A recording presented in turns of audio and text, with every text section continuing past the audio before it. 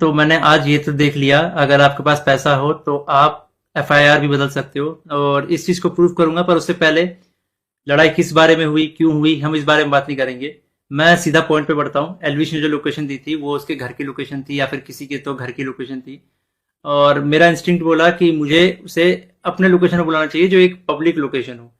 अब मेरे को यही था भाई कि जो भी गलत फहमी है डिबेट से सॉल्व करो। अगर आपको लगता है आप सही हो तो आप डिबेट करो, मेरे को लगता है मैं सही हूं, मैं डिबेट करूंगा। तो कुल मिला के शब्दों से ही जीतना था इस चीज को। और मैंने पूरी तैयारी की थी। मैंने वहां पे सोफा वोफा सब लगाया था कि जब एलविश भाई आएंगे तो वहां बगल में बैठेंगे, ये वो फलान ठिकाना। लेकिन जैसे ही वो आए, एक तो अटैक करना शुरू कर दिया, ऊपर से बहुत सारे बंदों के साथ आए। ऊपर से ये भी नहीं था कि वन ऑन वन फाइट हो, उसके साथ उसके कुछ बंदे थे, वो भी मदद कर रहे थे उसकी। इस तरीके से मदद कर रहे थे कि मैं कुछ कर ही नहीं पा रहा था, क्योंकि मेरे को दो तीन लोगों ने पकड़ लिया था अगल बगल से। अब जब लड़ाई हुई, लड़ाई के बीच में ही एलविश ने मेरे को लगभग ये अपने घुटनों से नाक पे मारा, कई बार हाथों से मेरे सिर्फ मुंह पे मारा। और जब मारा उसके बाद उसने बगल से एक फोन भी उठाया जो दूसरे एंगल पे रिकॉर्डेड है, और फोन से मेरे स्पाइन पे मारा। और आप सभी को पता है अगर स्पाइन पे गलती से भी स्पाइन टूटता है तो आप जिंदगी भर के लिए लावारिस हो सकते हो, अपाहिज हो सकते हो। तो उसके बावजूद उसने मारा मारा। और उसके बाद उसने क्या किया, जान से मारने की धमकी भी दे दी। अब जान से मारने की धमकी एक दो बार नहीं दी, मल्टीपल टाइम्स दी। कम से कम जितना मुझे पता है 3 बार तो दी ही थी उसने धमकी जान से मारने की। और ऑफ कैमरा भी उसने कई बार जान से मारने की धमकी दी। अब ये सब होने के बाद जब लड़ाई वड़ाई खत्म हो गई, तो उसके बाद वो वापस जा रहे थे, तो वो जो बंदे लाया था उनमें से कुछ बंदे मेरे को, मतलब होता है ना एक प्यार से धमकाने वाला सीन, कि भाई सॉरी बोल दे, क्यों ले रहा है पंगे, ये वो। भाई मैं तो अपने चीजों पे अटल था। मैंने बोला मैं सॉरी तो नहीं बोलूंगा, क्योंकि मैंने गलती तो की नहीं है। उसके बाद एलविश ने भी थोड़ा ट्राई किया था सॉरी बुलवाने के लिए, लेकिन मैंने उसको भी सॉरी नहीं बोला। और ये सब जब हुआ तो शुरू में मेरे को लगा मेरे को सिर्फ यहाँ चोट आई है, क्योंकि मेरे को कहीं पे भी दर्द फील नहीं हो रहा था। तो मेरे को शुरू शुरू में सिर्फ यहाँ चोट आई।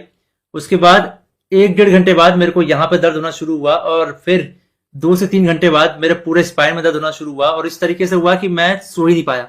सुबह 4 बजे मैंने सोने का ट्राई किया था, मैं दोस्त के घर साकेत गया हुआ था, मैंने सोने का ट्राई किया, अनफॉर्चुनेटली मैं दर्द से सो ही नहीं पाया। उसके बाद हम जब दर्द हो रहा था तो हम गए वहां पे मैक्स हॉस्पिटल साकेत के, मेडिकल निकलवाने। तो उन्होंने मना कर दिया, विदाउट एफआईआर नहीं होगा। तो मेरा यही था, मेरा दिमाग शॉक में था, एफआईआर हमने की नहीं थी। फिर हमने डिसाइड किया कि दोपहर के 12 बजे के आसपास हम एफआईआर करेंगे लॉन्च, और उसके बाद मेडिकल करवा लेंगे पुलिस की मदद से ही। तो हम गए एफआईआर करने। अब जब एफआईआर करने गए तो हमने पूरा बता दिया कि भाई ये सेक्शन लगाना है, अटेम्प्ट टू मर्डर है, साफ साफ दिख रहा है। तो जो एसएचओ थे उन्होंने बहुत अच्छे से बात की। उसके बाद एसएचओ अपने इंस्पेक्टर के फोन में कॉल करते हैं, बोलते हैं कि पूरा इसको ना पब्लिक मत करना, गुप्त तरीके से रखना, हम लोग गुप्त तरीके से लड़ेंगे। मेरे को तभी डाउट था कि एफआईआर को दबाने की कोशिश की जाएगी, और वही हुआ। अभी मैंने एक आर्टिकल पढ़ा जिसमें एलविश के ऊपर एक भी वो सेक्शन नहीं लगा जो मैंने एफआईआर में लिखवाई थी। अटेम्प्ट टू मर्डर का एक भी सेक्शन नहीं है उसमें। तो कुल मिला के मैं क्या समझू, अगर आपके पास पैसा हो तो आप एफआईआर भी बदल सकते हो। मतलब हरियाणा में इस तरीके से गुंडागर्दी चल रही है कि एक बंदा आता है, मारता है, और उसके खिलाफ कोई एक्शन नहीं होता, उसको पुलिस पकड़ के लेके नहीं जाती। यहाँ पे इस बात को 24 घंटे हो चुके हैं, और वो बंदा अभी हंस रहा होगा कि उसको कोई पकड़ के नहीं ले गया, उसको फर्क ही नहीं पड़ा होगा। मैं हरियाणा के सीएम खट्टर जी से रिक्वेस्ट करना चाहूंगा कि इस गुंडे एलविश यादव को अरेस्ट करवाओ। इसका बैकग्राउंड बहुत खराब है, जिस तरीके से ये यूथ को इंस्पायर कर रहा है, वायलेंस को प्रमोट कर रहा है, उससे साफ साफ पता लग रहा है यूथ बहुत गलत वे में मोटिवेट हो रही है इससे, और ये चीज बहुत ही खराब है। तो खट्टर जी, मैं इंडिया के कानून पे बहुत भरोसा करता हूं, लेकिन अगर यहाँ पे नाइंसाफी हुई तो एक तरीके से बहुत सारे लोगों को ये तो समझ में आ जाएगा कि इंडिया का कानून सिर्फ गरीबों के लिए बना है, अमीरों के लिए नहीं बना है। तो मैं नहीं चाहता कि ये कानून भी, ये एफआईआर भी दब जाए। और साफ साफ पता लग रहा है दबाने की कोशिश की जा रही है इस एफआईआर को। अगर ये एफआईआर दबता है तो ये इंडिया के कानून की हार है। मैं आप लोगों से रिक्वेस्ट करूंगा, गुरुग्राम पुलिस को और खट्टर जी को इस ट्वीट में टैग करो, और उनको रिक्वेस्ट करो कि एलविश यादव को जितनी जल्दी हो सके, इस गुंडे को जितनी जल्दी हो सके अरेस्ट करा जाए।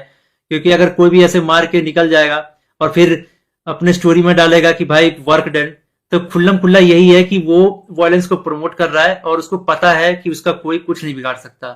तो एक तरीके से ये इंडिया के कानून की हार है। तो अभी जो मैं एफआईआर लिखवा के आया था, मुझे उसकी कॉपी भी नहीं मिली और मुझे लगता है मिलेगी भी नहीं। बोला तो वैसे सुबह मिल जाएगी, लेकिन आई डोंट थिंक सो, क्योंकि आर्टिकल में साफ साफ दिख रहा है कि एफआईआर के जो सेक्शन है वो बहुत अलग किए गए हैं। तो इंडिया के कानून का मजाक ना बने, तो आप लोगों से एक आखिरी बार रिक्वेस्ट है, सीएम खट्टर जी को गुरुग्राम पुलिस के ऊपर टैक्स अटैक किया जाए, ताकि ये मामले को वो लोग सीरियसली ले। इन द एंड, अगर इस बीच में मुझे कुछ भी होता है, मेरे पे कोई भी जानलेवा हमला होता है, इसका जिम्मेदार एलविश यादव होगा, या फिर उसके दोस्त होंगे, या फिर गुरुग्राम पुलिस होगी जिसने मेरे एफआईआर को पूरा का पूरा बदल दिया और पता नहीं क्या एफआईआर लिख दिया। और ये ये इंडियन कानून की बेइज्जती है, ये तो मैंने देख लिया। कुछ नहीं भाई, अगर तुम्हारे पास पैसा हो तो कुछ भी कर सकते हो, ये तो मैंने देख लिया भाई।